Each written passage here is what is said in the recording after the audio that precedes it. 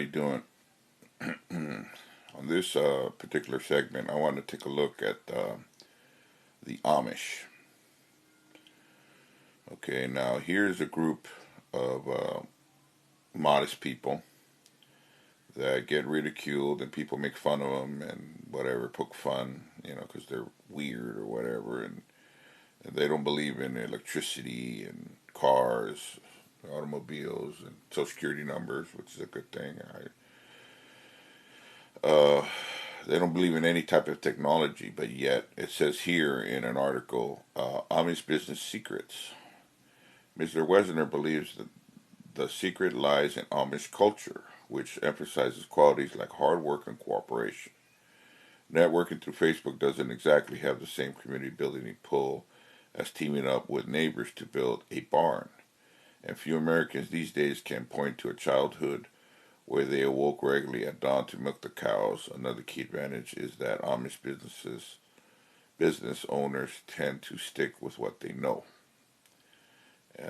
Rustic, traditional, and homemade. You know why? Okay, here, it says on the bottom here. I run my business according to God's way and plan, Miller says. That's why they're so successful. Why is it that the Amish, 95% of the Amish businesses succeed while all of America, which is where we're at, is failing? You tell me that. Everybody's sitting on the same soil, pretty much. Because the Amish basically are living in Pennsylvania, Ohio, I think New York, all up in the eastern part, eastern and mid-eastern part of America. So there's Amish businesses in Ohio, yet they're succeeding and everybody around them is failing. Why do you think that is? Well, maybe it's because they fear God. Maybe it's because they respect God's ways and His word, and they stick true to what God is saying. Everything that they do is Bible based. Even the shunning. If a woman or a man is caught in a sexual immorality, things of that nature, that the community shuns that person, and they're not allowed to sit or eat with that person because they are openly defying God. That stuff is biblical because I even looked it up. But the point of the matter is this: now I'm starting to realize that these group of modest people that everybody pegs as weird or they poke fun at actually have it correct. We on the outskirts in America are failing like miserably, suffering, and because we all are going through it. I know I am. I mean, I have no complaints, but yeah, I've seen better times. Let me put it that way.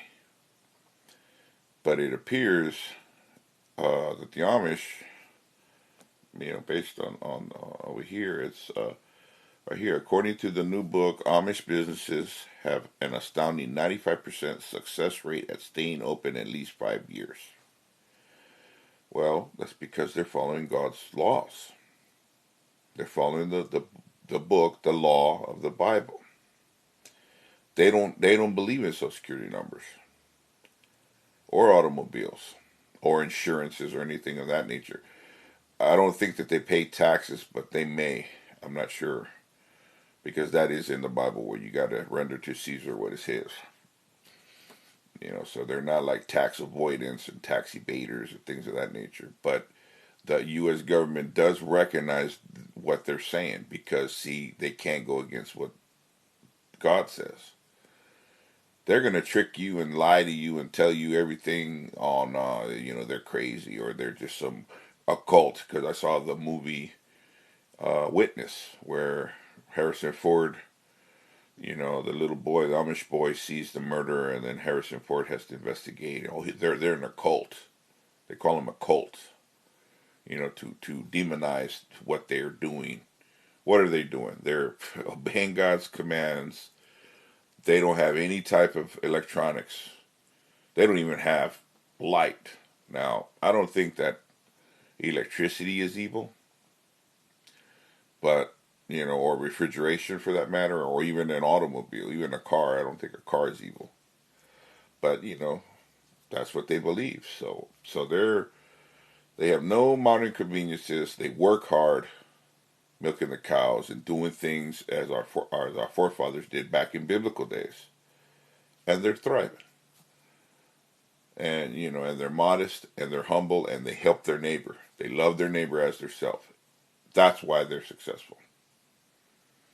I don't know. Maybe they got it right. Am I going to become an Amish? Probably not. Because I don't speak German, and I'm not sure that they would even accept someone like me.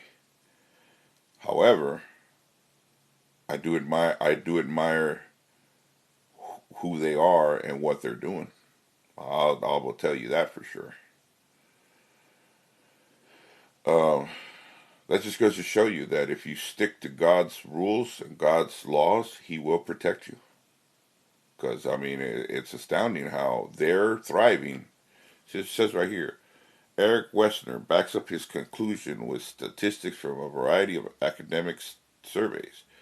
He especially draws from 2009 report by Elizabethtown College sociology professor and Amish expert. Okay, so these reports are coming in from 2009. That was only 6 years ago. That 95% of Amish businesses are thriving. I can't say the same.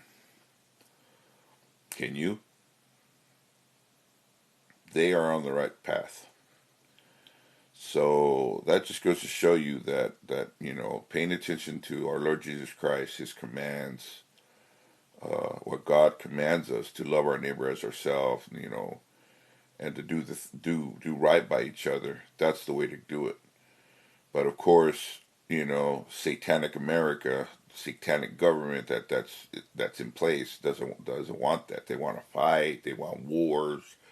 They want to go murder innocent Muslims. If for whatever reason, I'm not. I don't care about the religious beliefs. All I know is that I see women, men, and children dying by the hand of American soldiers. Then they want to claim, oh, that's pride in my country. Well, pride is the first evil. That's the very first of the seven deadly sins. Pride. So you're proud to go murdering, and then call it, oh well, it's for the sake of America. It's to fight terrorism.